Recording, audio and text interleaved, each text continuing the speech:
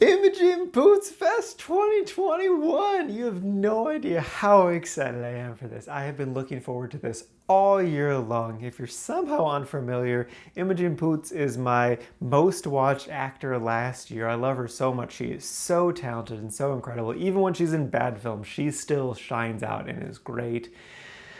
Yeah, I am jazzed to watch some more of her stuff.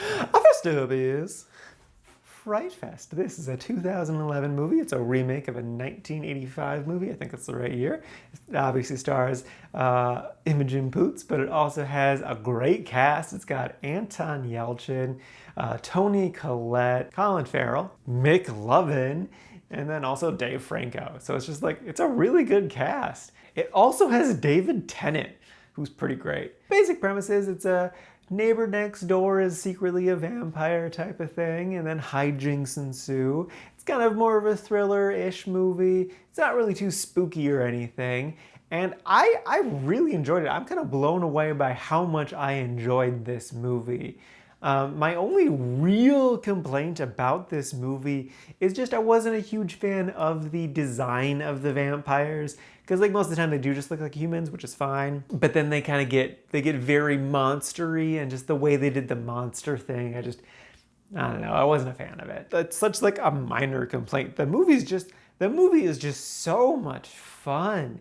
And everyone does great. All the supporting characters are really memorable, so that like when stuff happens to them later, you're like, ah, no, not that person. I had a small connection with that person. This movie reminded me a bit of 30 Days of Night, and that was a complaint I had with 30 Days of Night, is that I didn't really care about any of these side characters as they get picked off. But in this movie, I did. I cared about all of them. Continuing with the comparisons to 30 Days of Night, I wasn't a huge fan of how that movie ended. I still really liked that movie, but the ending kind of I wasn't really sold on. But it's the reverse here almost, because like I was enjoying this movie quite a bit, but then like we got to that ending and I'm like, that was a good ending. And it was the ending that pushed it up into the really liked category. It was on the edge before there, but they nailed the ending, so I was like, yep, no, this is a really liked. This is definitely a really liked. So yeah, this movie was great. I definitely recommend it, especially if you're in the mood for like vampire stuff. Again, it's not really spooky. It's more just like kind of violent and just good fun time. So yeah, it's definitely worth a watch.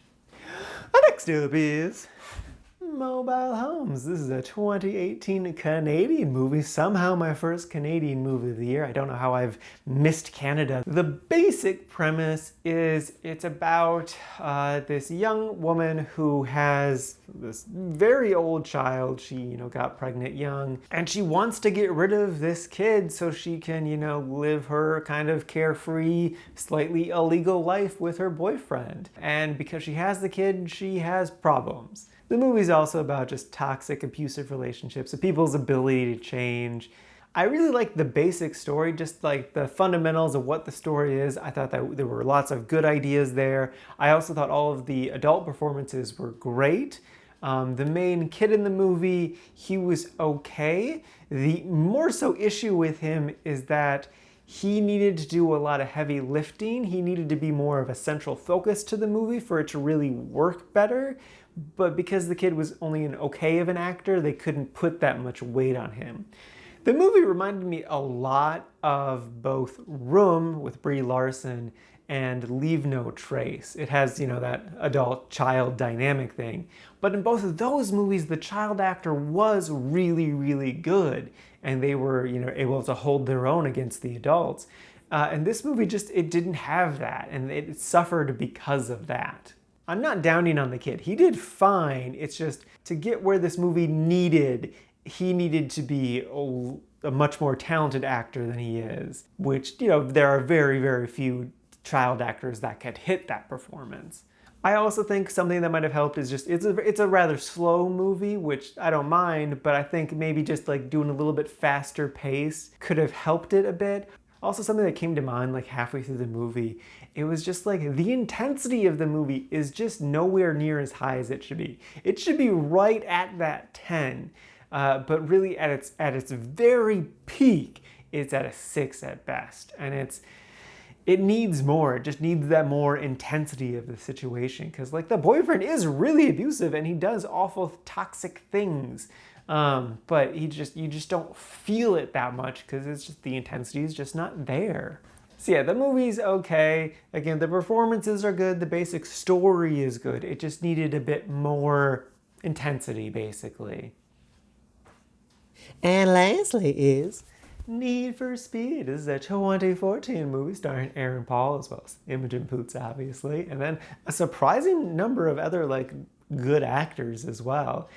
This is the whole reason I was waiting so long to watch some more of her movies, is because I desperately wanted to see this movie and I refused to pay any money for it because I knew it wasn't going to be good, and surprise, surprise, it wasn't good.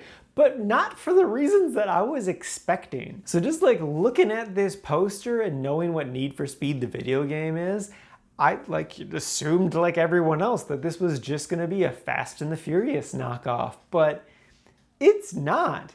They, instead of being ridiculous and fun and over the top, they went the complete opposite direction and were like, we're really, really serious. I know this is a movie about street racing, but this is serious, guys. And it's like, stop. No.